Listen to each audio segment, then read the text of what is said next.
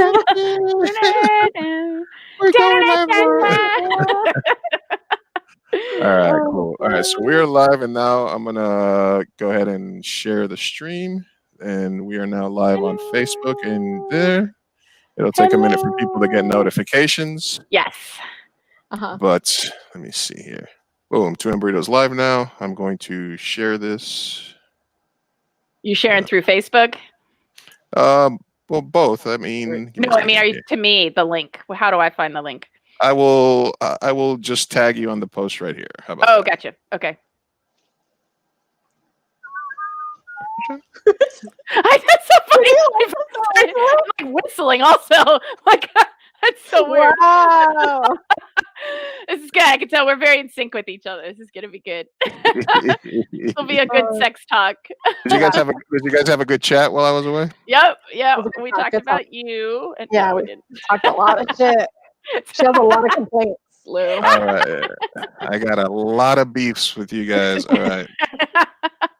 All right. I tagged you both on the post, and I am going to message it to a few people. I'll also message it to you, just in case. That is the live Facebook link, and I will also do the same with the YouTube link as well. All right. We can see if there's any difference. But everybody's got. Should we be entertaining people while they're joining? Hello. Hello. We're talking sex. Not yet, but we will be. We can use 5 seconds of let's talk about sex. Yeah, that's right. Is that what it is? Is it 5 seconds you're allowed to use? It's about that much. All right, all right. So let me just share the YouTube stream, even though people might be tuning in already. But let me make sure I'm sharing the YouTube stream as well, and that should be. There we are, and I'm going to share that, and. Oh. Right. Post it. Done. Let's talk about sex, baby. Let's talk about you and me. Let's talk about I wonder who's first going to come up with the software technology that we can actually sing together on things like this without the delay. I don't know how that would happen, but we need that to happen. Because I've had way too many Zoom birthdays in the past 5 months that are the most horrible, painful thing to listen to everybody singing happy birthday, all completely off. I think it's actually a disservice to the birthday boy or girl because it's just so painful. It's like I didn't voice and you go slower on purpose, right? And everybody's and it's like a funeral dirge or something instead of a happy birthday song. Oh man, COVID times, you're right. COVID times, yeah. COVID time. All right, cool. So here we are. Let me just send this to one more group of people, and then we will take it from there. And then away we go. We are live on Facebook. We're live on. And the good thing is I can close everything else because if we get any comments on either Facebook or YouTube. Oh, Malcolm Johns said 2MB Productions. Malcolm Johns is live. Oh my God. Liz Garcia showed up. She's saying hi. Taking time off for her busy Dizzy Lizzy stream. I don't know if she's streaming Fall Guys or whatnot, but let me make this official. Let's make this official here. Give me 1 second. I paid for this today, so. Oh my gosh! Yep. So the stream will start shortly. You're like, I know we already started, but I paid. But I paid for this art. I'm gonna use it, right? And now it'll be official after I hit this clip.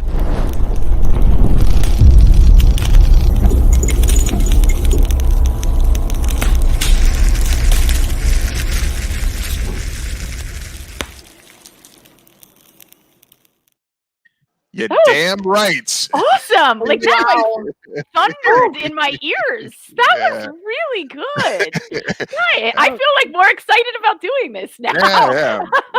And with that being said, we are officially live here on Fireside Chats with Big Cheese Burrito. You saw the logo. We're doing it. I have Sophia Carrillo here as my co-host today. How you doing today, Sophia? I'm doing very well. How are you? She's our actress and douchey millennial. And It's true. It's true. I'm the token millennial of the show. Every interview needs one. It's true. It is by law. We're getting older, okay? Yeah, Gen Z. no. Gen Z I know millennials are like almost 40 now. That's insane. Yeah, that's not insane. young at all. No. Yeah, you guys froze for a second. What happened? Oh. Millennials are getting older these. Yeah, you guys are like 40 now. I think the oldest millennial is 40 and the youngest is like, what, 25? I think I'm the youngest. No, am I? No, I'm not. Millennial ever. I don't know. And our main guest today that I talked to previously when we were doing the Indie Apocalypse podcast with Ty Mabry, Dr. Jenn Gunsaullus, which is the way... which I always pronounce wrong, but it's like it's Gunsaullus, but it's like Gunsaullus. It's just spelled the German way. Yeah, it's how Germans say Gonzalez. It's exactly Gunsaullus. Yes. From In the Den with Dr. Jenn. She is a PhD. She is a sociologist, and she is one of the few people that I know that can legit say, "Thanks for coming to my TED Talk." TEDx at least. TEDx. Okay. That is a pretty big difference. But I do have 2 TEDx's, so maybe that counts as closer to a full TED. Which is something that I know Sophia sometimes just says as an add-on when she finished making a statement. Because right? I like a good rant, and then I'll just end it with "Thank you for coming." Oh, that's funny. Yeah, that's good. And I was like, well, we got somebody that legit can say that. So I was like, So thank you, number one, for coming on and for agreeing to do this.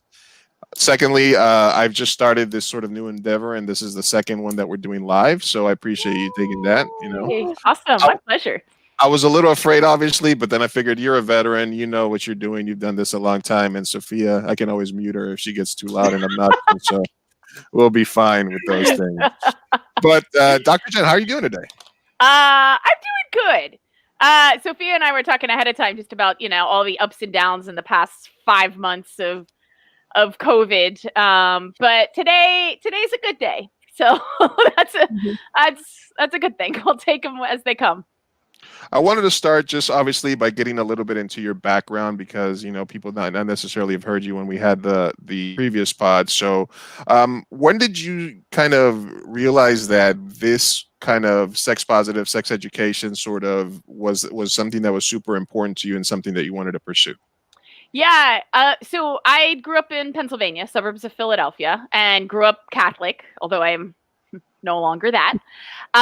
And when I was an undergrad at Lehigh University, my sophomore, and so I was studying like sociology and anthropology and taking women's studies classes and law classes and all sorts of stuff, but a lot of sort of gender society type stuff.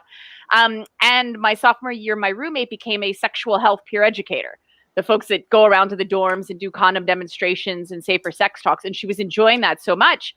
By the end of the semester, I was like, I want to join this group because I want public speaking skills. Like, it was a fun group. And I figured, like, I at that time versus who I am now, that I'm like, give me a microphone, please. Let me stand in front of a group. Put me on camera. Like, I love public speaking now. 27 years ago, terrified. And that's one of the reasons I joined this group. And then that was 27 years. I'm 47 at this point. And I became really fascinated about how people make decisions around sex, condom use, gender power dynamics, how we're socialized into these topics. And it was, the timing matters because this was 1993, 92. What are you opening there? I just heard a can open. What do you? A little double shot. Smooth. Oh my gosh! I wasn't sure if it was alcohol or not. So no, not yet. Not yet. Third segment. Vodka. And so this time period, like it's HIV prevention programs were starting to become big on college campuses, particularly in the early 90s. And so that was this, that's a lot of what the sexual health peer educators were about, was teaching folks, how do you think outside the box with sexuality and still be safe in terms of exchange of fluids with this new deadly disease that, you know, we don't totally know what's going on. So, This is what we affectionately call the didn't get any early 90s, because everybody was scared shitless. I know. Well, and it was, I mean, certain, you know, subpopulations of the United States were scared shitless already, and we're losing everybody, you know, especially like, you know, New York City theater scene and the gay men, and just so many deaths in the 80s. But then it started really being seen more in the heterosexual population. And then it was like, oh, we need to protect our children and college students and all. So that was kind of the background, some of how I got into the sexual health field. Yeah, and was just fascinated by it. And then, you know, went on to grad school, got my PhD in sociology, got involved with the vagina monologues and acting and directing in that. My dissertation had to do with HIV prevention programs targeting adult women around New York State. And, you know, I studied gender role socialization, sexuality theories as a grad student in sociology. So, yeah, that's how I, and it's continued to morph, because then when I moved to San Diego, like 16 years ago, I really got into mindfulness and holistic health and meditation and yoga and this kind of holistic health approaches to these, and started applying that to my work. So like mindful intimacy and mindful sex is now one of my specialty areas. What does that mean? What does mindful intimacy mean? Yeah, and I've been shifting away from the word sex to intimacy, because sex, I think people picture more of like the actual sexual act and positions and all. And mindfulness is super important in that, of being present in the moment, you know, noticing distracting thoughts, self-defeating thoughts, choosing to be present with your sensations and the person in front of you, pleasure, joy, all of that. But I'm shifting to mindful intimacy. Intimacy is a bigger picture of physical, mental, emotional, social, spiritual ways of deeply connecting with other humans in a very vulnerable, authentic way.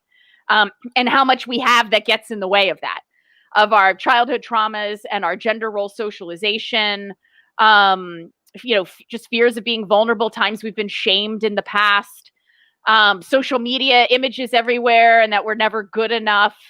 All of those things make us put up walls and make it hard to have this type of raw intimacy of that big picture with other people. But I think that's what we most really want in life. So you're saying that there is an actual name for when you are in a situation with somebody and you're trying to be in the moment, but all these different thoughts and shit that happened to you 10 years ago or whatever keeps popping in, right? So there's actually, you know, so you mean other people have that happen to them too? Yeah. Wow. Pretty much everyone. Wow. That is insane. Don't worry. This is something, and because I have to run to the door for 2 seconds, but this is something that Sophia brought up as a topic because she wanted to ask specifically about sex and when intimacy is taking place, right, Sophia? Yes, well, sort of. Go Okay, ahead. so one of my recently, I have this friend group and we all hang out and we're very open about sex and sexuality and stuff like that. And we were talking about our sexual experiences, and people were trying to count how many sexual partners they've had. And wherein I asked, what do you guys how do you define that? I was like, how do you define sex? Because I'm bisexual, and like, are you saying penis to vagina? Because I can count that as thing. But then what about like, have you orgasm from just masturbation, or like not mutual masturbation with another person? Like, what do you define as sex? Is it something that you orgasm? Anyway, I love to ask that question to everyone and anyone. And so especially an expert, what do you define as sex? Well, so for me personally, it's very different than how I define it professionally. Mm-hmm. So like me personally, if somebody was to ask me my number, I would define that by, and because I identify as heterosexual, I would answer that by the number of men I've had intercourse with. So penile, vaginal intercourse. I mean, that's a definition I was raised with.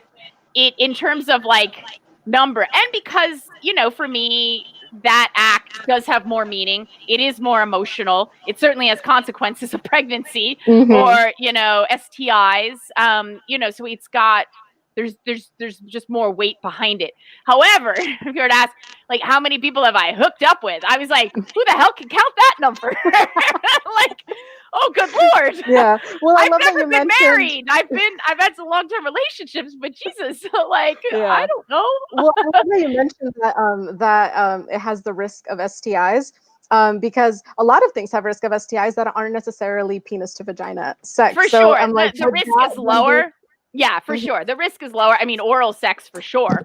A lot of folks don't know that, or that, oral herpes is passed to genitals that way and vice versa. So absolutely there's risk of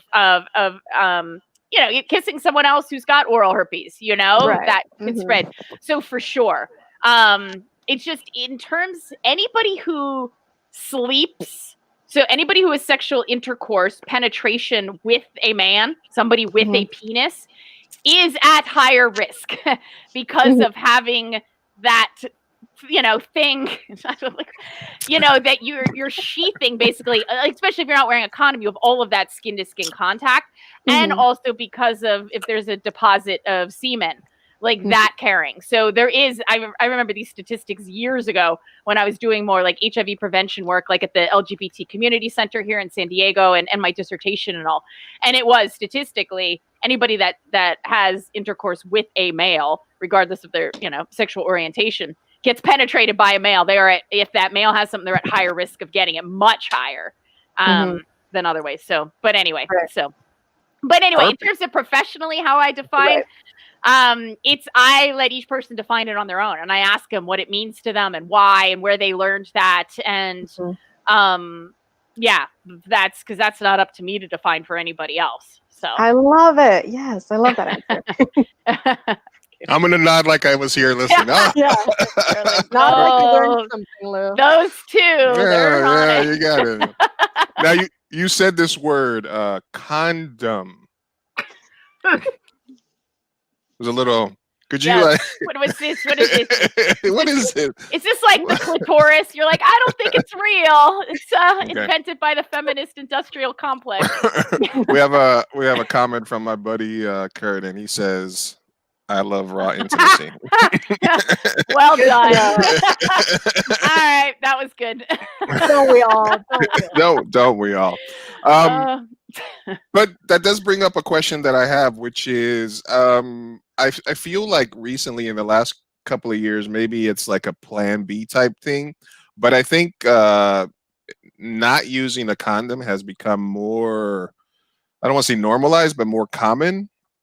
I think maybe like 90s, early 2000s, it was a kind of like like you said, as soon as the 90s hit and people were really kind of starting to worry because AIDS was killing people, even though it was kind of hitting different economical groups more than others. I think that was a norm, but I don't know if there's something that has kind of been a factor to it. But has this sort of kind of attempt to sort of go back to a more raw intimacy changed, driven up stats? That's not what I mean by raw intimacy, for the record. I mean heart open, raw, vulnerable intimacy, but very much covered by protection.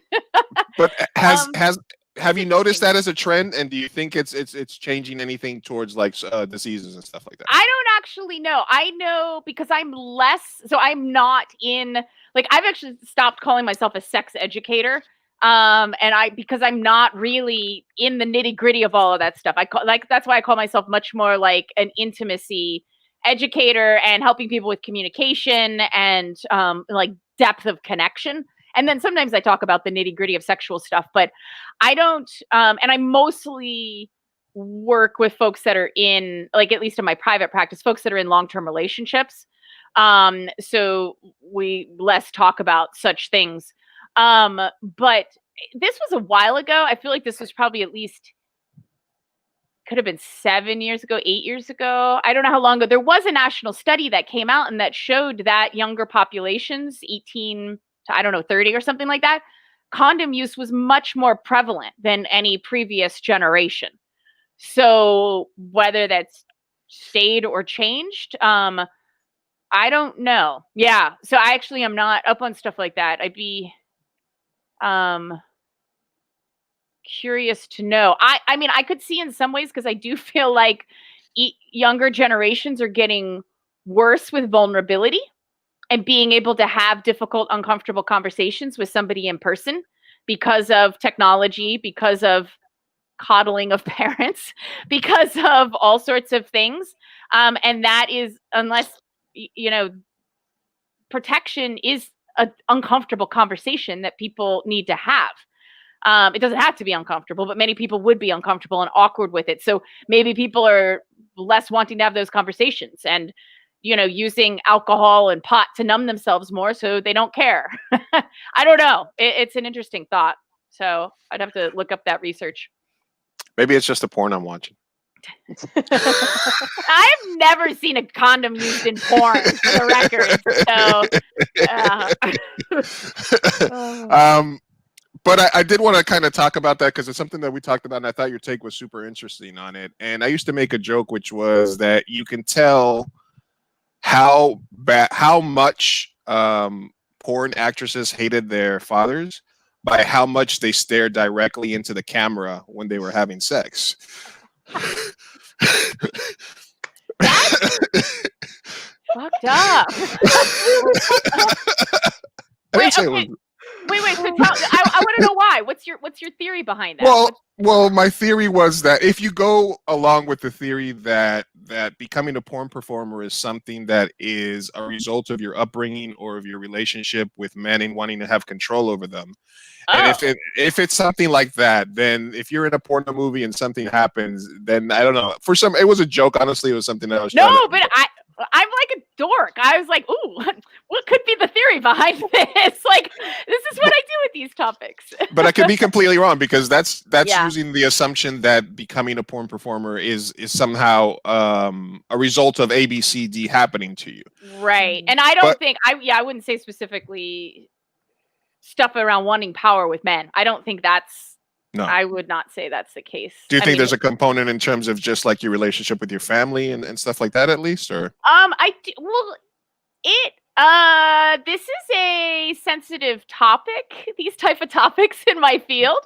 So I am going to walk carefully on this because these type of topics are landmines.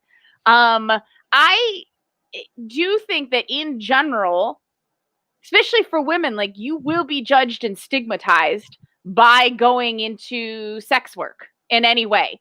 And so there is something in you that feels strong enough to do that, or desperate enough to do that there's something different. Because anytime you're choosing to do stuff that's sort of underground,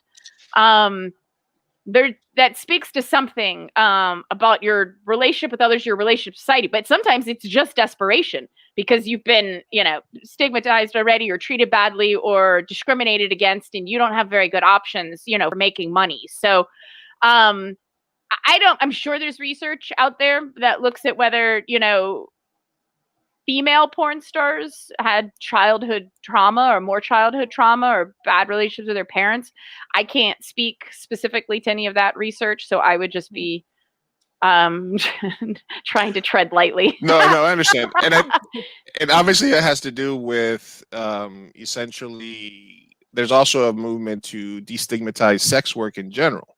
Yeah. So it's almost like, and that would make a big difference. Like if that got destigmatized, it would just play out differently, and there'd be less abuse, and there'd be less exploitation, and there'd be less desperation, and more women actively choosing it because this is something they really want to do, versus feeling like they have less options or that they're not worthy of other things or stuff like that. So, and not that there aren't some folks that make those choices, for sure. There's very, very empowered women within all different aspects of sex work. Is that the norm overall?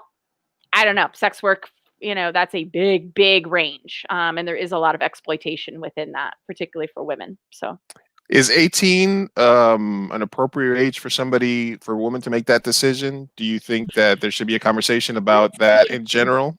Well, yeah, it's so interesting because if you think like in general, our prefrontal cortexes are not fully developed till 25, 26. Now, probably women is a little younger than men because y'all are behind the curve.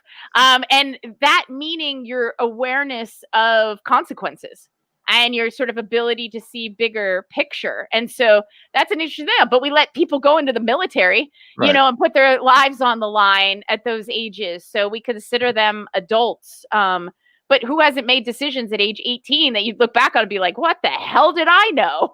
I knew nothing. So, but I don't know. I mean, if folks are adults, but I would like, you know, anybody that's going into anything that has put higher potential for exploitation and harm, that they hopefully have some good folks around them that are at least good sounding boards. So at least start off on like the Twitch just chatting section, you know, first before you go. There you go. Because that's the PG-13 only fans.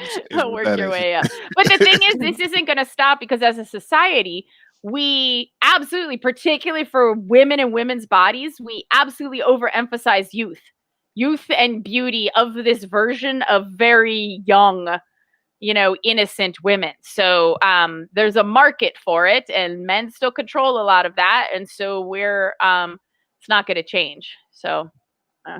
One last porn question, and that is, I asked you specifically, hey, what type of topics do you think we're going to talk about?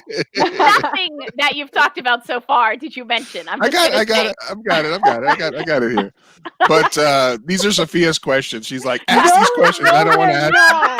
How dare you? Don't blame me for your shitty question.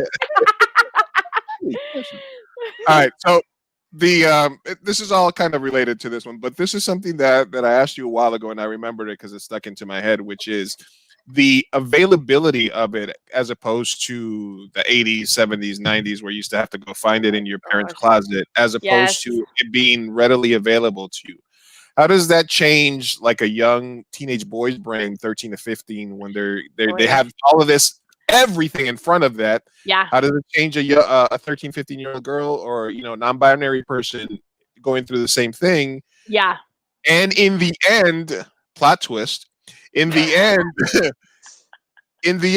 is the fact that it's just so out there and they can sort of absorb it earlier end up being better, or like, is there anything to that?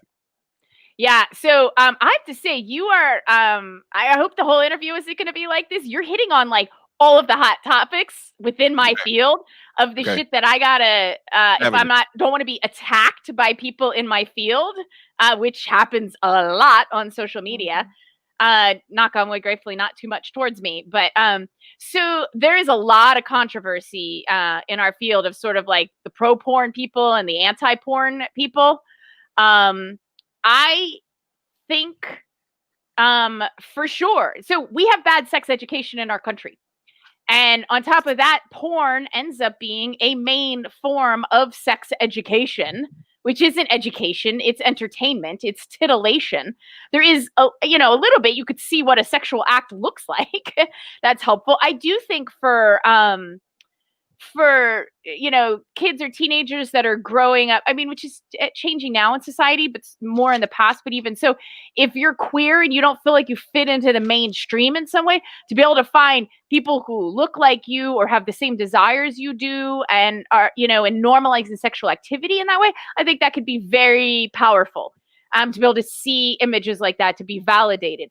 The big picture, though, is porn is so created in a way that, like, I think it totally wires into our brain of how we get off, of what we like, of our sex maps, what type of bodies we're attracted to, if we're exposed to it at a young age before we've even been with other real humans. And I think that's a problem in terms of that you're learning not intimacy, not raw intimacy, in terms of emotional intimacy and communication and kindness and caring, and that we are all wired differently sexually, particularly women, in terms of what we like or we don't. And, all women in porn are, easily orgasmic and insatiable. And then young women see that and then think that's how they're supposed to be, and they perform porn star. And like, I don't think this in the big picture makes for good sex lives. And I do think it can get wired into your brain of sort of what turns you on and what doesn't, not based on the complexity of very real humans and what that is to negotiate and work through that and have a successful, satisfying sex life. So while I'm not anti-porn, there are a lot of issues with it, and particularly with younger generations being exposed. And it's not uncommon for kids to be exposed to some sort of porn before they are ready for it in any way. And ideally, they can go to their parents and be like, "Okay, I saw this thing and I don't know what to do with this," and they could talk about it, and it becomes this educational moment. But because we're not great with sex education in our country, most parents don't create those safe spaces for their kids. So how was that? Perfect. Not controversial at all. I think you towed the line. You were like, that's actually true. That is all totally true of how I feel as well. Hold on. Yeah, I wasn't bullshitting you at all. I'm absolutely not erasing a bunch of other porn questions I have. So I wanted to backtrack a little bit because you told us about, when you got your start, where you got your education, like the early 90s and stuff like that. Let's jump ahead because we both collaborated with somebody that's very important to my career in filmmaking, which is Ty Mabry, when you guys did In the Den with Dr. Jenn. Oh my gosh. Yeah. He's valuable to my career. Yes. This is called the Ty Mabry appreciation bit. I love yeah. I hope he's watching. But shout out Ty Mabry, Bang Zoom Pal. But tell us how that sort of came about and where the genesis came for that show. Oh, yay. Oh my gosh. I haven't talked about this in forever. So because people can still watch these episodes, like, oh my gosh, they're still like evergreen, right? Yeah. 220 episodes on all sorts of sexual, emotional, spiritual sexuality, orgasm topics on my YouTube channel, Dr. Jenn's Den. So in January 2006, I finished my PhD. I had already moved to San Diego, and I finished writing my dissertation from afar and flew back to Albany, New York, defended it, was Dr. Gunsaullus, and came back and had been asked to direct the vagina monologues for the group called Shakti Rising. And Ty Mabry sat on their board, and then Ty and Mike and Andrew, these guys all worked together. They were doing all the tech work around this production of the vagina monologues that I was directing. And so I met all of them. We all went out to dinner afterwards. So this was like around Valentine's Day of 2006. And they're like, "Hey," we were thinking about starting a video podcast, company. And I was like, "What's video podcast?" I didn't even know what other podcast was, but video podcast definitely didn't exist yet. And audio podcasts were not, popular yet really either. So I was like, they're like, "You seem like you'd be great for it." And I was like, "I'm in, let's do it." So I came up with the concept of In the Den with Dr. Jenn and sat in a big love sack, and they set up a little studio space downtown at their office and came in and started shooting episodes with them of In the Den with Dr. Jenn. And I would do sexual fun facts, and I would wear hats and wigs and boas and just do what I was calling female sexual empowerment, about orgasm and the G-spot and body image and media images and all this stuff that sets up so many of us as women growing up in American society to view our bodies as the enemy and to carry shame or embarrassment around sex. And so that has always been my kind of big picture goal in terms of the education I want to do. And that was the start of the show. And we did it for a few years, and then the recession hit in 2009, and we stopped doing it because we were all just volunteering for it. And we were only on iTunes. Like, YouTube was just getting started and was still really shitty. I'd have to say, if there is one main career regret I have, it's not pushing that we didn't get on YouTube sooner. I think my career would be in a very different place right now had that happened. But we were on iTunes, and we had a huge following, and we were getting praise. And highlighted as one of the top video podcasts and really good content. And because of Ty and the guys at the studio, our quality was very, very good, higher than anything. We were better quality than we went high definition before news stations did. Nice. The issue was half my friends and family that wanted to watch didn't even have the bandwidth at that point to be able to watch it. we didn't have high-speed internet in the same way we do now. So, but anyway, amazing to be able to work with those guys. So grateful for them. Then we started up again in like 2010 and did maybe a couple years with a live studio audience, which was a blast. And then just, branching off from there and all sorts of video ideas, me going on the street and interviewing people, all sorts of stuff. So, yeah. And all those In the Den with Dr. Jenn videos are all on YouTube. So, people can, like you said, they're not necessarily things that were topical to the day. They're topical in general to life. Yep. You know? So even though, it'd be interesting if I had to go back and watch them all. I'd be like, ooh, I would probably change my opinion on that. I'm always worried somebody's gonna be like, she did this thing. I'd be like, dude, it was 40 years ago. you got 240 episodes worth of things that might get you canceled. I know. Oh my God, I know. I'm hopefully, in general, every time I go back, I'm a sociologist. Like, I was steeped in sociology in the 90s and early 2000s. Everything that is around like social justice today and all of that stuff, Black Lives Matter, all of these things, that was all what my sociology training was about. So I have always had, a mind and a care for such things in my choice of languaging and just having this bigger picture responsibility around how I approach education, not just, being aware that I am a white, cisgender, which that term didn't even exist, I don't think, in 2006 when I started my podcast. But, as a white cisgender heterosexual female, I've always kind of trying to keep that in check for myself and thinking outside the box and speaking to as many people as possible. So that was my educational training around that type of awareness, which I do have to say, I'm kind of like, now, like society, like with the Me Too movement and stuff, like people like care about sociology now. I'm like, yay! Sociology, society finally caught up. I was like, dude, I've been doing this for 25 years. All right, we got a couple of comments here. My brother Jonathan said, "Where's my interview?" Okay.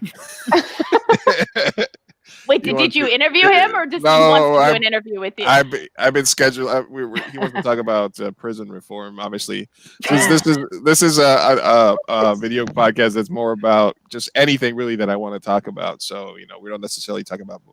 And then Brian says, "Shout out to Smallbany." Hey! Awesome. All right, and then from our previous conversation, Enslaved by Vegetables said that he does have friends that are in porn and have them porn. He has shot and edited some of their videos, used condoms, and one did have an absentee father. Okay. Interesting. Okay. Just some facts. No, that was great. That's helpful. I want to get into sex during the pandemic, which was kind of the main thing that we wanted to talk about, or the main reason that I was like, hey, let's. But do you? New York State actually put out a press release suggesting that glory holes was the way to go. They didn't use the term glory hole. They said, but we know what they were talking about. You could have a wall in front of you with a hole in it. Which is great because you're not breathing on each other. And I was like, oh my God.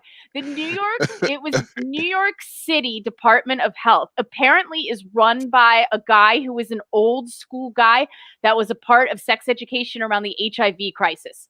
So like in the 80s and 90s. So like that dude knows how to pivot, how to get people to think outside the box. And so like I have never seen a public health department say things like they did.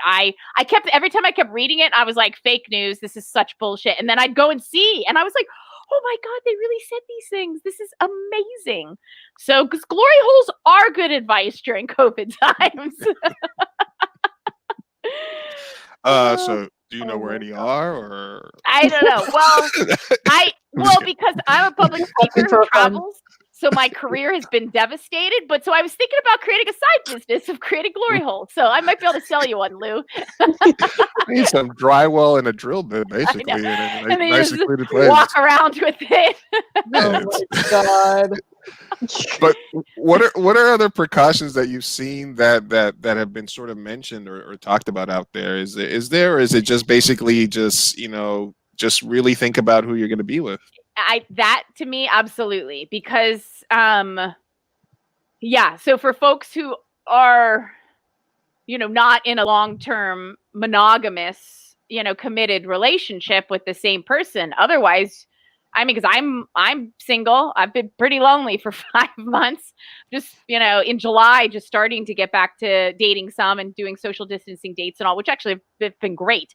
But I realized I was like, oh, if I'm going to even just kiss a guy, I was like, oh, shit.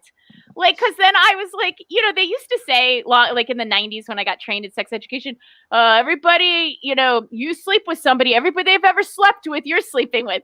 Now I feel like I was like, which isn't always, I do not use that. Does this guy wear a mask when he goes to Walmart? Well, and that's the thing. And I was like, shit, every guy I kiss, now I need to know what their COVID circle is and their risk and what type of choices they make. And are they hanging around with young adults? Because those people are, do not want to be close to young adults without a heavy duty mask on because they're most out there.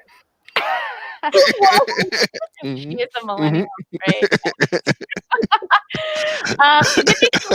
Young adults in general, outside of like people who think it's a hoax, but that aside, young adults are the ones that are most out and about and are probably the main carriers at this point, at least the research that I've been seeing. So that does, right? I was like, oh my God, because kissing is like, second date. Often I was like, if we want to move forward, I'd like to see, because I like to move a little bit slowly. I want to see if we have some chemistry here. And now I'm like, well, shit, this feels like a big commitment. And I think that's insane. So is that a misconception when you date somebody, that they think because of your profession, they might be like, oh, she's down for everything. She's down to clown. So that used to happen to me before, but now generally folks Google me before we get together and they see what I'm about and like who I am as a professional. They see a TEDx talk. They see I have a story about a consent violation I experienced. And like, then they're like, oh shit, we can't assume anything about her and don't fuck with her.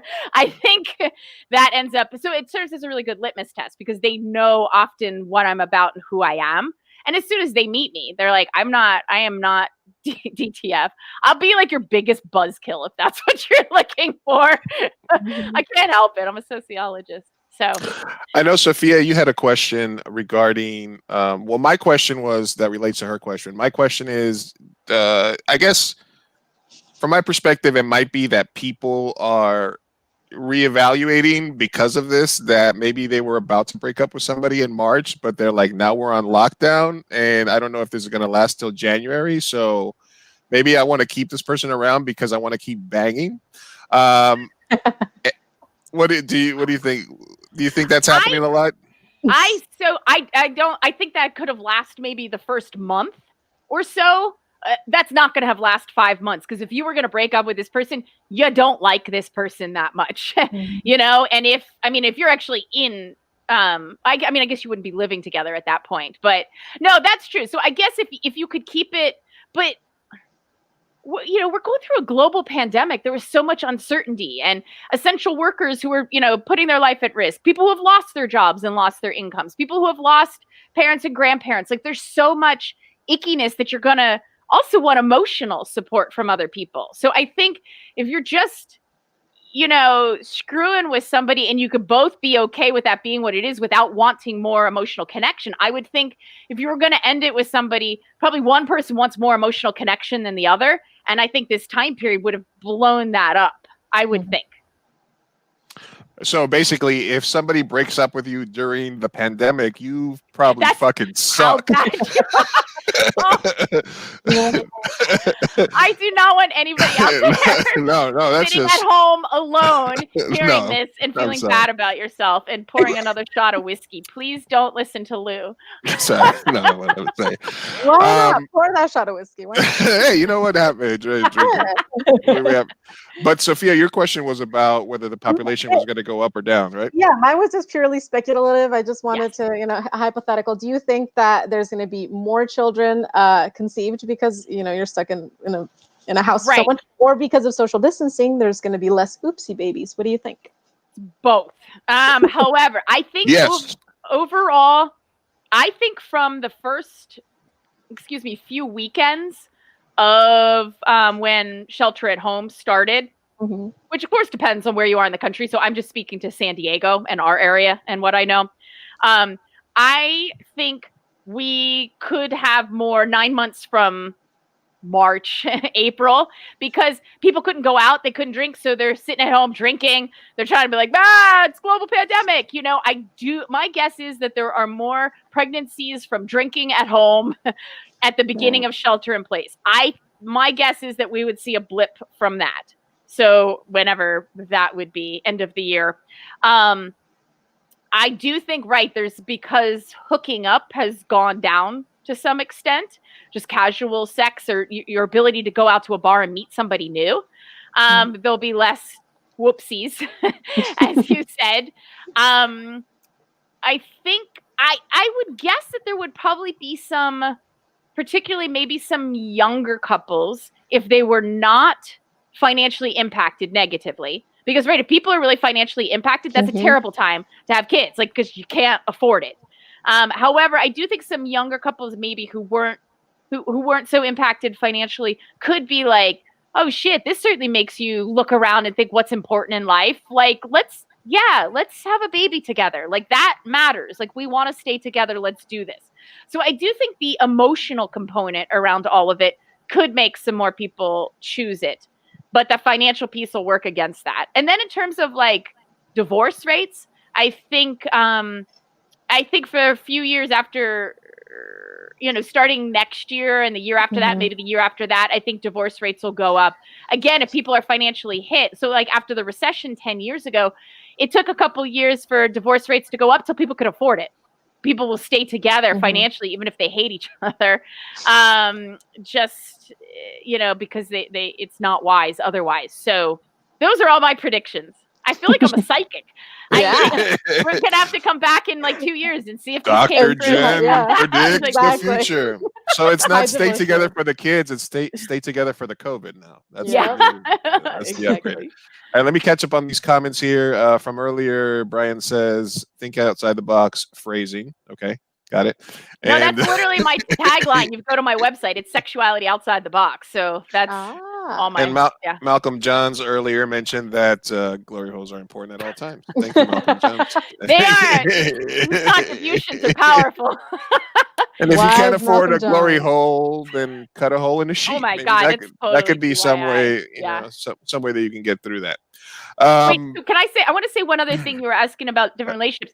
One of the subpopulations I work with sometimes in my private practice is folks that are polyamorous, that are in open relationships or that do consensual non-monogamy.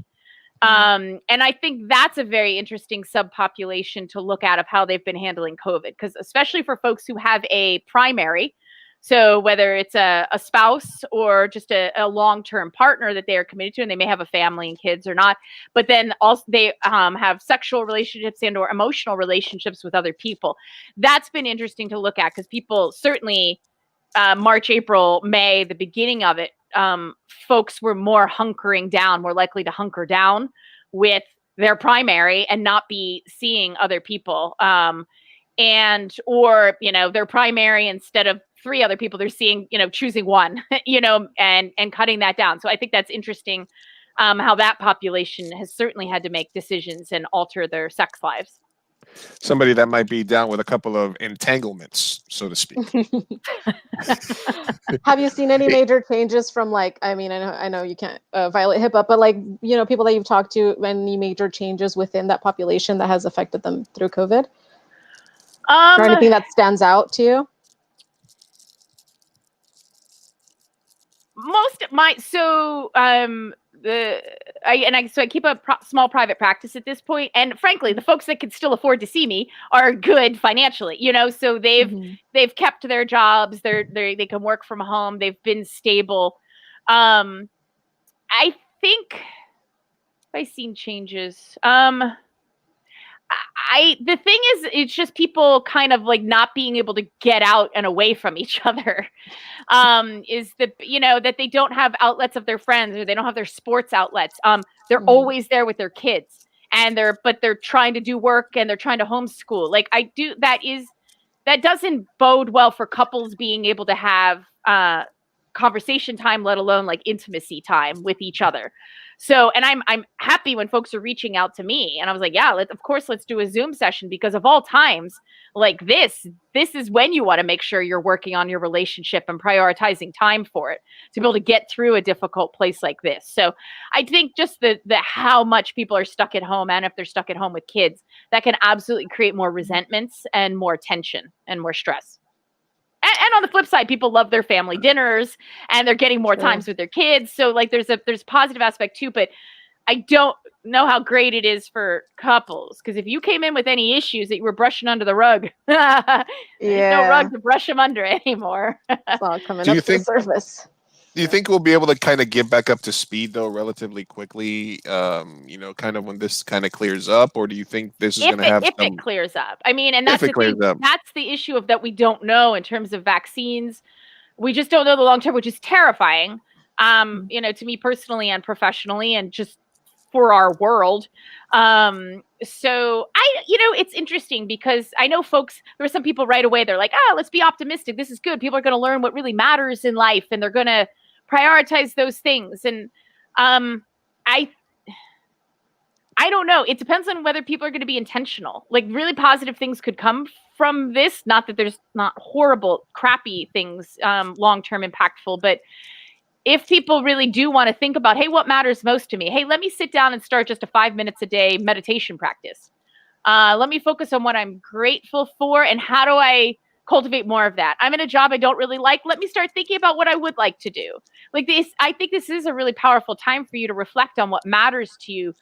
But unless you're really intentional with that and like coaching yourself or seeking out somebody else, nobody's going to make big changes because of it. The big change is people are going to work from home more. That's going to be more normalized. That's what I think. The job that your boss said, well, this job can't be done remotely. Yeah, can actually pretty easily can be done remotely. Yeah, exactly. So I think working and the office and the amount of money spent on placating people at the office and things like that is gonna really change a lot of company cultures. I absolutely agree. That is, I think, one massive for sure thing that will change. What I hope also will change is our commitment to healthcare.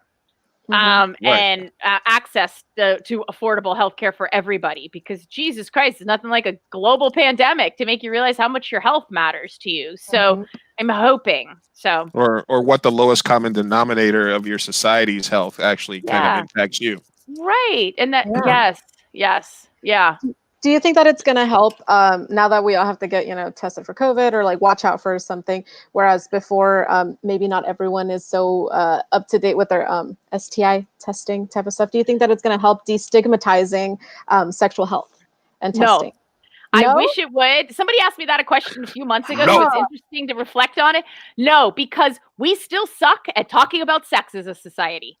And because it's a sexual, intimate, vulnerable, something that you could be shamed or stigmatized for, and you think you're alone in that, I do not think it'll equate. It seems like it should or it could. I don't, because COVID is like, oh my God, we all need to be scared of COVID. And there's no judgment, although that could change. There may be some judgments of people who get COVID. How'd you get it? What'd you do? Why were you out there? Weren't you careful enough? Whatever. But I don't think it'll ever get to the point of like, oh, you're sexually dirty. Like there's almost not a more negative stigma you can attach on somebody to shame them at that level. And that there's nothing's changing in COVID times around that, unfortunately. So, yeah. When just to circle back to the polyamorous thing you were talking about. Do you feel that those types of relationships are coming more to the forefront now and are more socially acceptable than that? Obviously, that it's changed a little bit. They are a little bit. Hey, special guest appearance. Yes. Hello. My emotional support dog. But do you feel that within any certain amount of time, those types of relationships are going to be just as normal as the types of relationships that people have been having for millions of years, basically? So I think open relationships are slowly becoming more popular and more of a norm. I think so. Two things I want to say about this. One, I don't think that there's no animal out there that is actually monogamous, that pair bonds with another animal and only creates offspring from that animal. Like people think like geese or swans or something like that. But when they've done the research, or something? Penguins, yeah. When they've done different birds, when they do the research on the DNA of their offspring, like say this female's, Sally's paired with Bob, and Sally, like at least a third of her offspring do not come from Bob in the research that it shows. So some birds are more likely to pair bond in that they do form a bond, they move around together and do things, but that doesn't mean sexual exclusivity. So no animals are actually sort of designed for that. And I don't think humans are either. That being said, I personally choose monogamy for myself. Because I like to feel special and not share people. So at least for the first few years of a relationship, and then we could, talk some. When we need to spice things up some. But at least initially, but I don't. So intellectually, I think there's a lot of merit to it. That being said, in the United States, I don't know how far we can get in changes because we are a very religious society, and all of our mainstream religions that dominate the social, political, institutional spheres in the United States are dominated by hardcore religious beliefs that in monogamy, in choosing one person and staying sexually exclusive to that person, regardless of the fact of the statistics that like half of people cheat on their long-term partners or something like that. I don't know the statistics at this point. So, but yeah, so I think there will be a lot of butting heads in our society because we are way more religious than say other European societies, societies that are similar in other ways. I'm wondering if they ran those studies on lesbian birds because I feel that they pair up long term a little bit easier. They move in together in the first week of dating. It's called U-hauling, you guys. They get the U-haul. Yeah.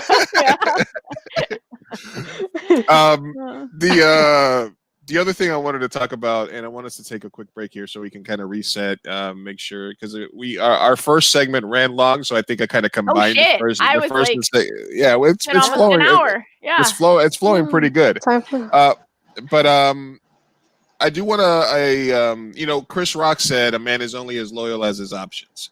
Which got him in trouble, but it does speak to what you're saying about people not necessarily being pre-programmed to be 100% monogamous. Well, and I think people can choose to do it. People can choose it for lots of super valid reasons of why people, and I don't judge any of that. I would like people to see it as a choice instead of the only default or what's natural. Because there's many reasons to choose that type of stability. And because when you do open things up, you are playing with fire because of how strong the neurochemicals are of new attraction and sexual desire and feeling seen and desired in ways you haven't felt in years. Like that is, and then all of a sudden seeing all the things you really actually didn't like in your relationship with that person, but these other people don't have. So, I mean, it is, it's not easy to do. It can be done, but it requires a lot of work and a lot of maturity, like a lot of emotional maturity and communication. But I wish people just knew, like, they have options. It can be a choice.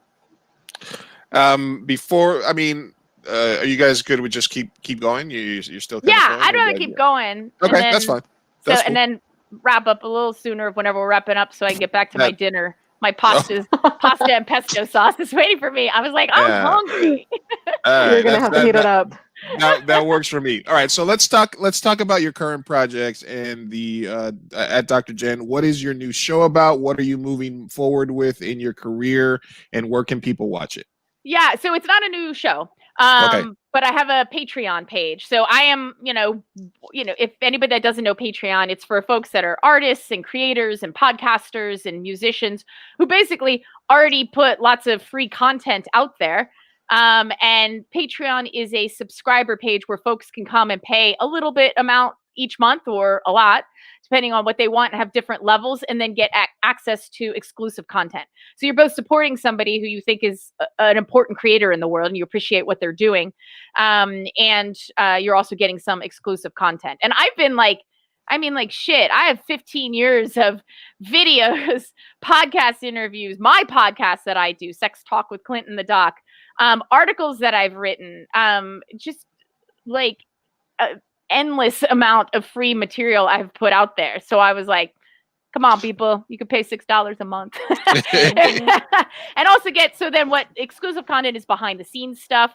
What you might have seen that made you think I was starting something new. I am starting a video series. I don't know how long it'll go that I'm posting just to subscribers on there that is called Recipe Erotica, where I take a recipe and I read it in an erotic way. And then people have to guess then what it is. So I've only done one so far. I already have my next recipe picked out though that I'm going to do. It's really funny. And not just me, like I think it's hysterical, but I never know if my humor, but I've had multiple people, even people that just met me being like, oh my God, that's really funny. So do you do like a dirty French voice? I do not do when you scrambled the eggs. No, but I do say like, because the first one's talking about like chickpeas, and it's like, soak the chickpeas overnight, and I'm like, ooh, you saucy chickpeas, you know. Those dirty little chickpeas. Yeah, there's some dirty bulgur wheat. I was like, ooh, you're naughty bulgur, naughty. Is that a Patreon exclusive? That's what people. So I have a teaser video for it, so people can see like a very shortened version of it on YouTube. Try to get folks' attention, but you can only see the full version if you are a patron on my Patreon page, which I know you've shown before, but I'll show again. Dr. Jenn's Den. Oh, yeah. I got my own. This isn't even for this. This just because this is my space. I do everything, so I've used that in past videos. So thank you. There you go. Everybody, more you higher can support than what I have to offer. I also had a couple of questions about okay, I have a question for you. Okay. Yeah. Who did more for sex positivity and broke sexual barriers? Okay, here's your two options. Okay. Dr. Ruth or Madonna. Oh, I'm gonna have to say Dr. Ruth. Okay. Because Madonna, did a lot, but it still is that very much in that women being objectified. Even though she's in charge of her sexuality, she's still being objective. She was still attractive and had a good body, and and what she sang about and what she did was sexualized in a way that was maybe somewhat scandalous at the time, but still fit into mainstream ideals of what we value women for. Versus Dr. Ruth, literally a pioneer in our field. Like I just, if there was never anybody who did what she did, like I couldn't exist. And to normalize mainstream adult sex education, and to, do that publicly on radio and on television, and normalize any question that anybody asked, and normalize desire and communication and sexual difficulties, all of that stuff was profound around our public discourse and acceptance of these topics and the importance of talking about them. That was a fun question. Wow, that was good. Yeah. Nobody asked me stuff like that. That's cool. All right. About do you think that carries over? I think the not the modern, but the equivalent of a few years ago that sort of pushed it forward also was like a show like Love Lines with Dr. Drew as well, because that's sort of somewhere with that. Yeah, I feel like that was a long time ago initially that he was doing Adam Carolla or whatever the hell his name was. Yeah, I think because I remember, have talked to lots of people over the years that remember listening to that when they were young and learning a lot of stuff around that. So yeah, I will say though, as much as I was, pro Dr. Ruth, I was actually hired last year, the 4th edition of her Sex for Dummies. I always want to say Sex with Dummies, and I was like, that's not what that book is. It's Sex. That's something else. I literally have to pause and think. I was like, title of Sophia's sex tape. I know. Oh I was like, we could probably write a book on that. But the 4th edition of her Sex for Dummies book, I was hired by the publisher to be a technical editor. and go through the whole thing and write comments about, updating it and sort of, awareness, consent stuff, all sorts of stuff. I definitely got, Dr. Ruth is very old school in her views on consent. Like dangerously old school. And because she is, are we good? We got some background noise there. What's going on? Sorry, I don't know. Okay. Somebody watching a TV show somewhere? I know. It's like we're picking something up. Is somebody? Was it me? I don't know. I don't know. Make sure nothing's closed. Yeah. I don't have anything else open. I think that's fine. I know. We're good now. Okay. That was weird. The hell was I saying? Oh yeah, Dr. Ruth's like 92, and she definitely has very different generational views on like, in her writing style that I was like, I'm like, you guys, you can't print this edition. Her was very much putting the responsibility on women. Like, hey, if you're drunk and then you go home with somebody, well, what do you think's going to happen? Like, actually, right. And I was like, you can't, like, where you're not holding men responsible for anything in this. Like, this isn't okay. So she had very much old school gender role socialization that she was so, and I a few months ago, I was in a bookstore and I picked up, I was like, I don't even know what comments they took to heart or not and which ones, but I went to one of the consent sections and I was like, ooh, that's totally what I told you to write. So I was like, yes, I did something good for it. So. Ghost writing on Dr. Ruth.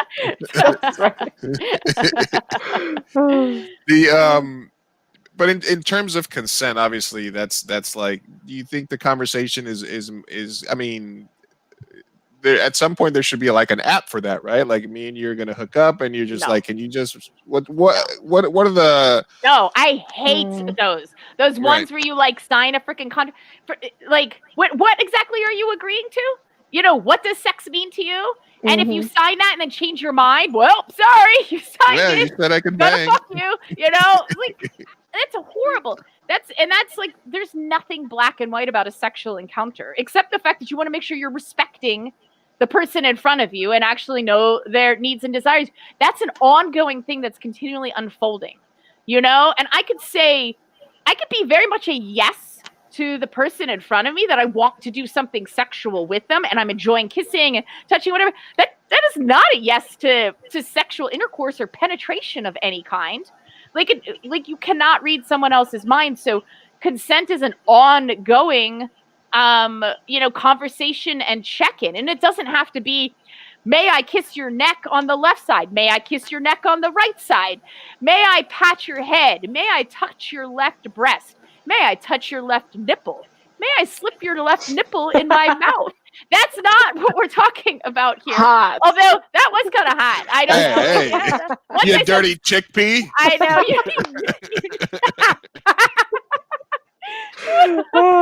Like, that's not, but there is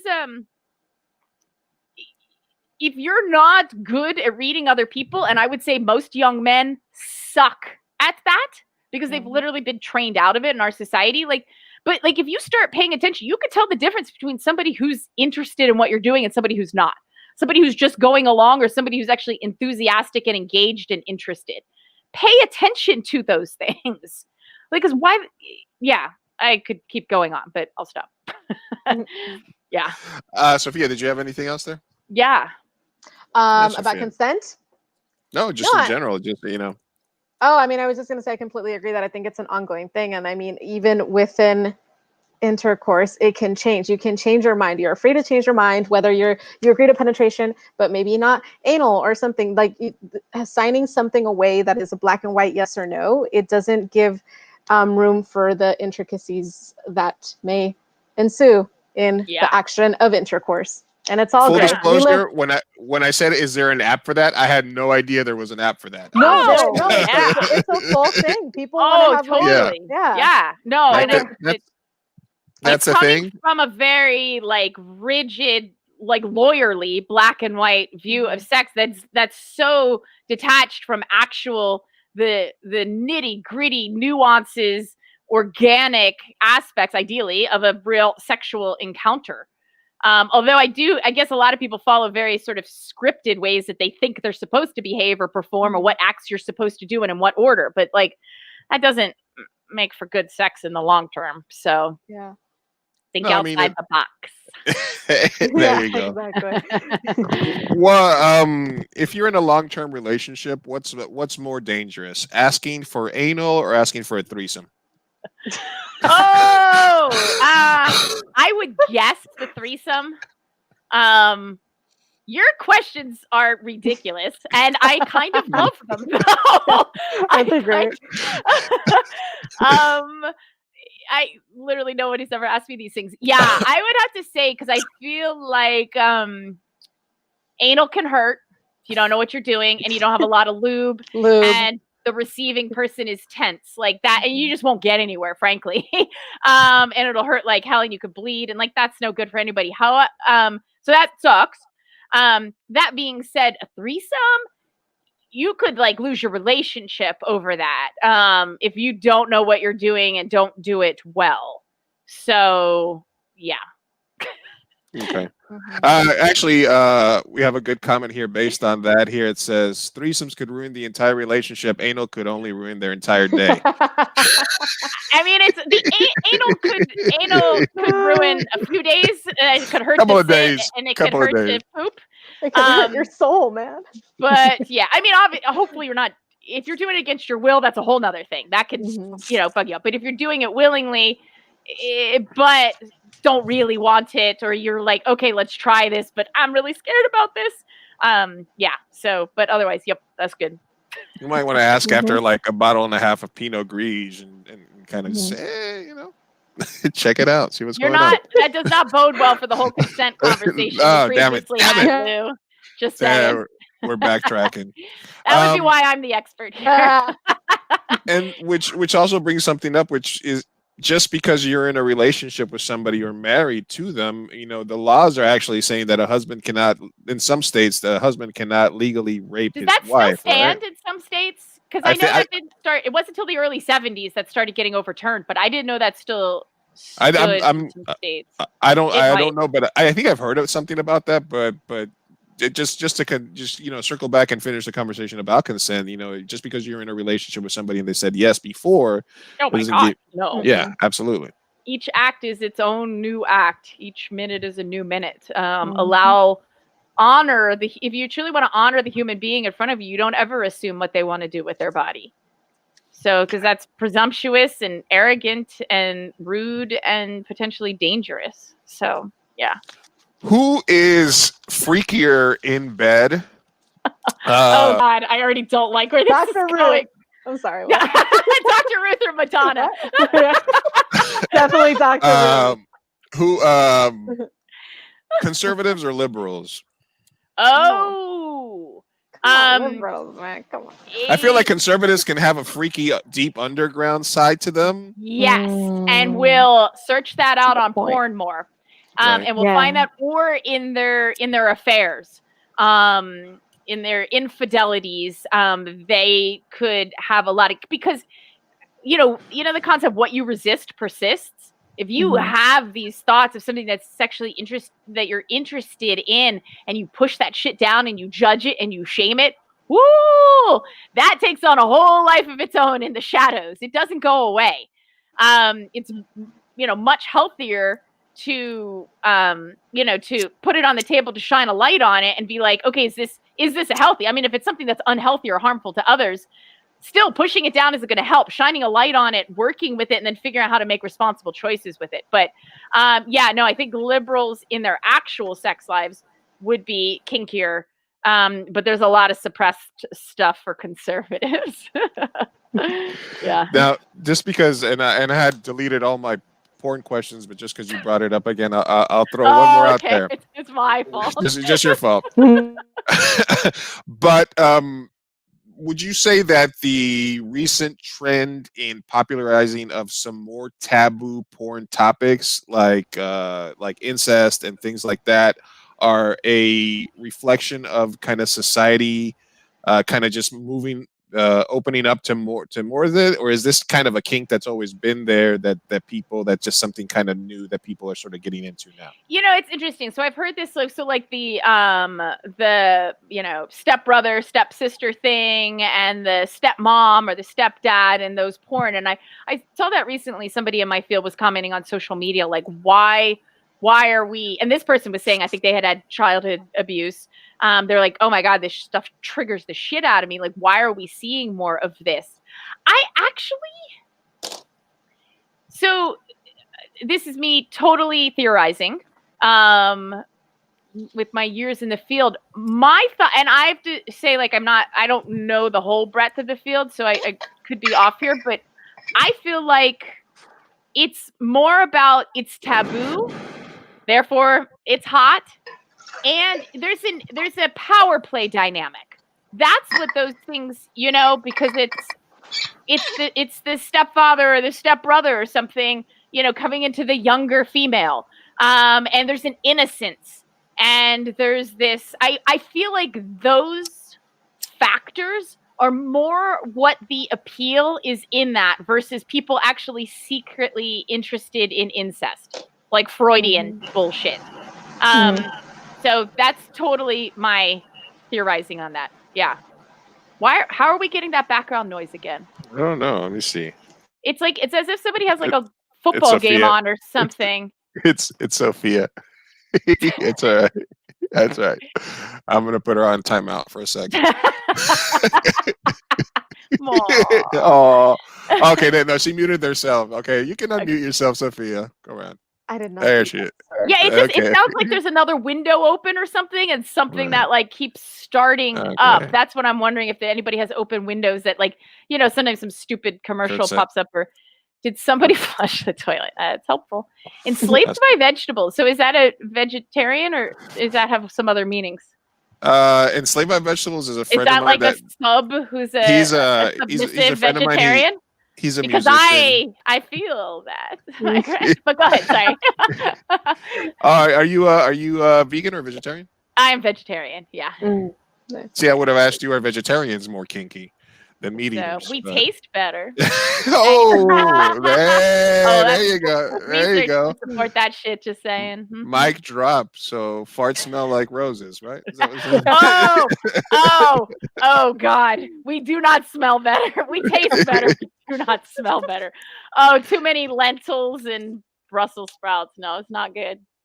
Okay, and then I had one other question for you, Dr. Jenn, and this is more about society's views on sex and kind of permissive, because you go far enough to like Sodom and Gomorrah in ancient Greece and stuff, where gay relationships were more common, relationships between philosophers and their students was more common. Yeah. Sodom and Gomorrah, and then you have a time in this country where, since you said it is a very religious country, where we almost went completely the opposite way, where everything was taboo, nothing was allowed. Is that just the ebb and flow of society and of human evolution, or are those mostly just factors that include like political and kind of civilization type things? Yeah, that's interesting. I mean, I think so. It was easier to have, I think, much greater diversity around sexual expression and what was considered normal a long time ago, in that societies were so separate, versus they didn't have a global society like we have today that is very influenced by a place like the United States and how we do sex and gender roles in our media and our movies, and all of that has a lot of impact on much of the world. So I think, which probably makes us all become more similar in what we think sex is or what sex should be. So that being said, yeah, because I think, I mean, I remember learning this was years ago in anthropology classes I took, like, as an undergrad, but that there were, some locations where, smaller tribes and communities of people where it was super common for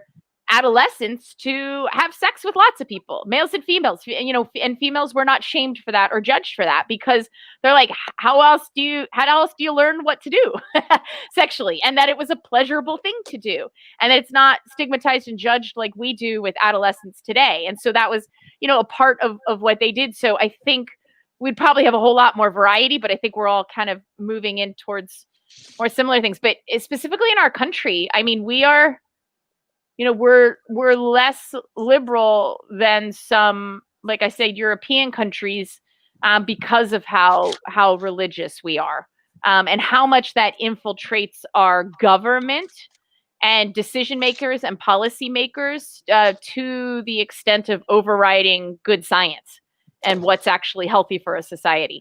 So, okay. Sophia, do you have any other questions? No, I think that was it for me.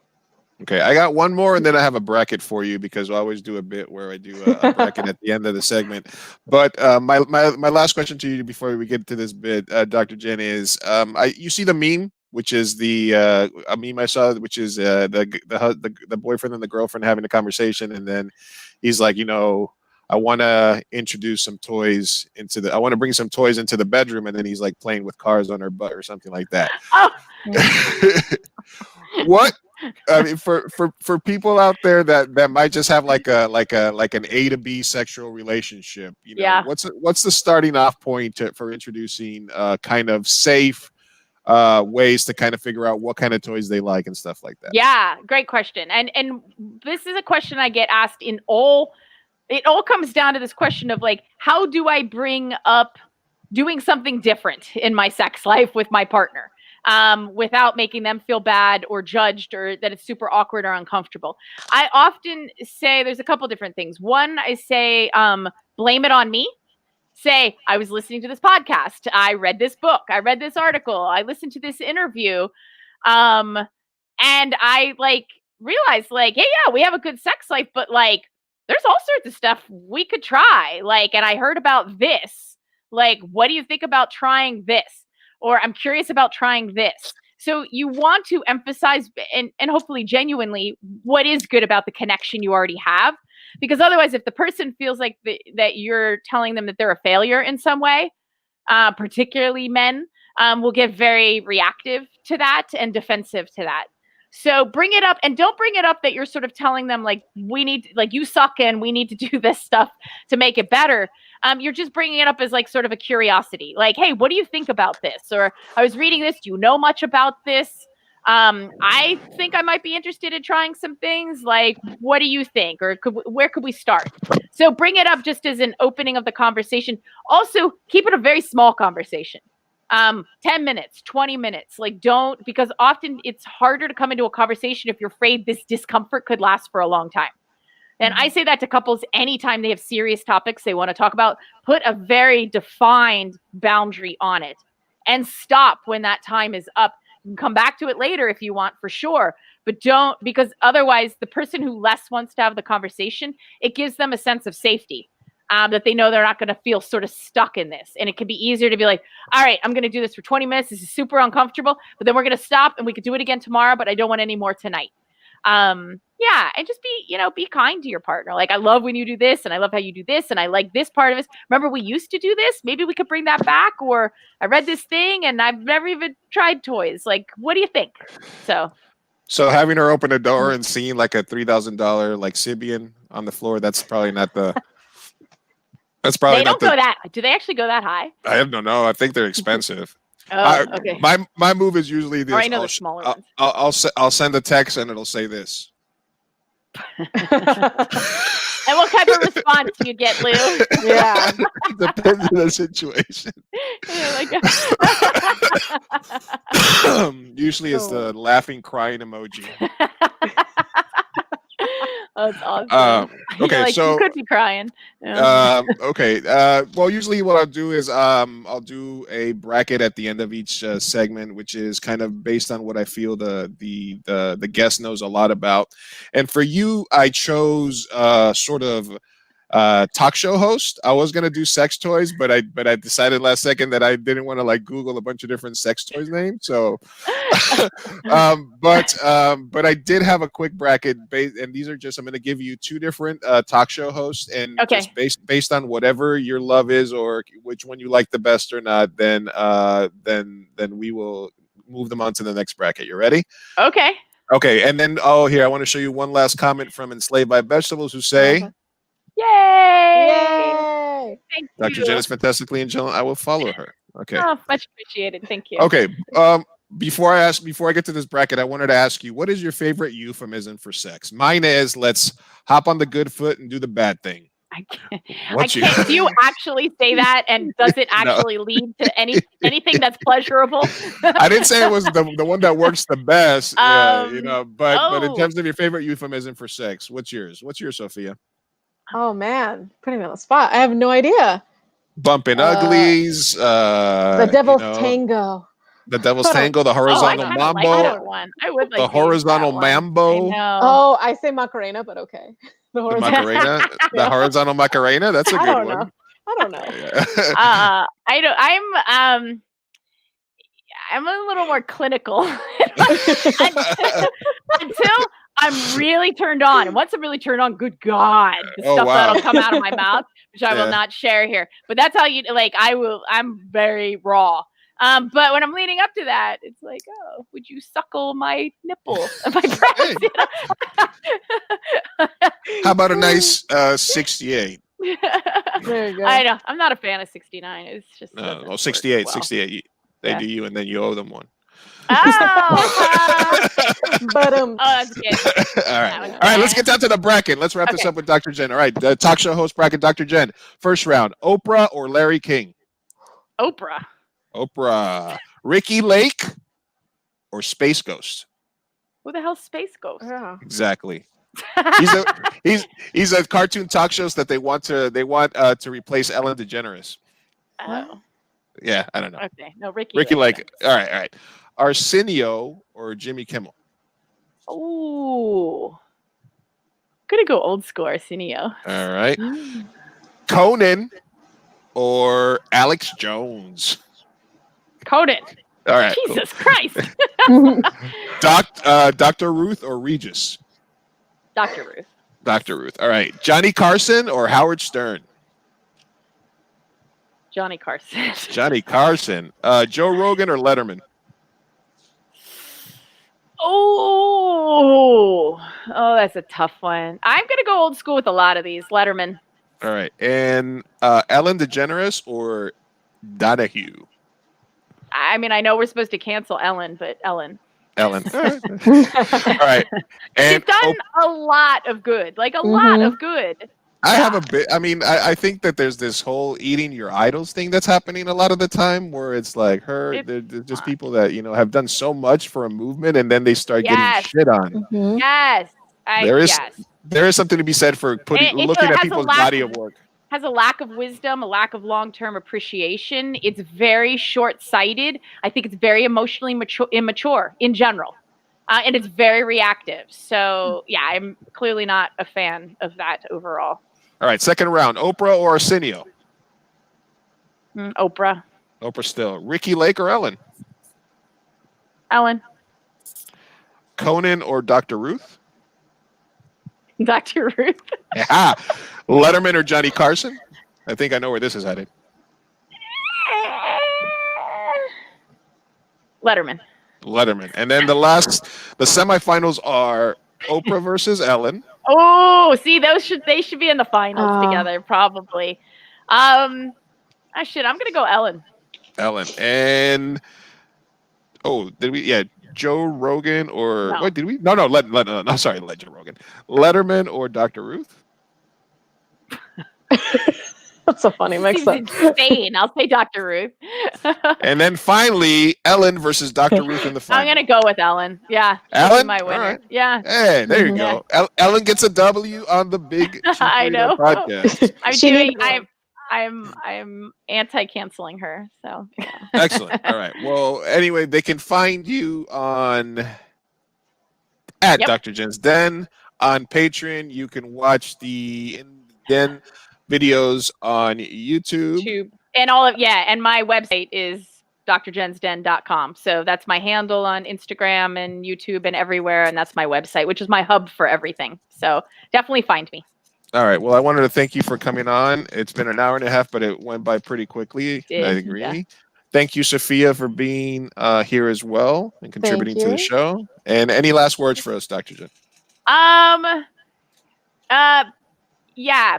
Be kind to yourself and be kind to others. Like if there's something we seem to be moving away from in our society, I think it's compassion, and both genuine self-compassion and kindness to ourselves and forgiveness to ourselves, but also giving other people the benefit of the doubt and trying to have compassion towards others.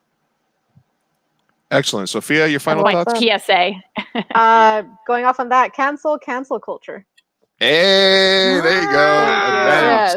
And that was a millennial saying that, so that's something. Like, that's something. I agree. We're lacking compassion, and we need to chill the fuck out sometimes. Anyway. All right. Hey, everybody, make sure you go follow Dr. Jenn all over the place. Follow Sophia and myself if you haven't. Like this video, subscribe to the podcast, to YouTube, 2 a.m. Burrito, all the good stuff. Thank you, Dr. Jenn. Thank you, Sophia. Thank you so much. Yeah, Big Chief Burrito, awesome. And I'm out. Later, guys. Have a good rest of your night. Bye. Bye.